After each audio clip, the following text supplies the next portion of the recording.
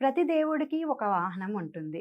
కానీ బొజ్జ గణపయ్యకు చిన్న మూషికం వాహనంగా ఉండటం వెనుక ఒక లోతైన పురాణ గాథ ఉంది. ఒకసారి ఇంద్రసభలో క్రౌంచుడు అనే గంధర్వుడు అహంకారంతో ప్రవర్తించి ఇంద్రుడి శాపానికి గురై ఎలుకగా మారాడు.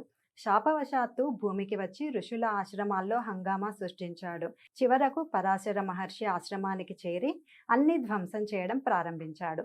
అప్పుడు అక్కడికి విచ్చేసిన వినాయకుడు తన పాశంతో ఆ మూషికాన్ని పట్టుకొని క్షమాభిక్ష ఇచ్చాడు. శాపాన్ని పూర్తిగా తొలగించడం వీలు కాదని తెలుసుకున్న వినాయకుడు తన వాహనంగా ఉండేలా వరమిస్తాడు. అప్పటి నుంచి క్రౌంచుడు మూషిక రూపంలో గణపతికి సేవ చేయడం ప్రారంభించాడు.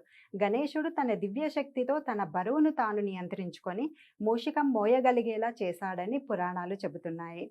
అహంకారం మనల్ని కింద పడేలా చేస్తుంది, కానీ భగవంతుడిని శరణు కోరి ఆశ్రయిస్తే అదే జీవితం సేవా మార్గంగా మారుతుంది. గణపతి తల్లిదండ్రులను ఆశ్రయించి వారికి సంపూర్ణ శరణాగతితో ప్రదక్షిణలు చేసి ప్రథమ పూజలు అందుకుంటుండగా విఘ్నేశ్వరుని వాహనంగా మూషికం కూడా తగిన గౌరవాన్ని పొందింది.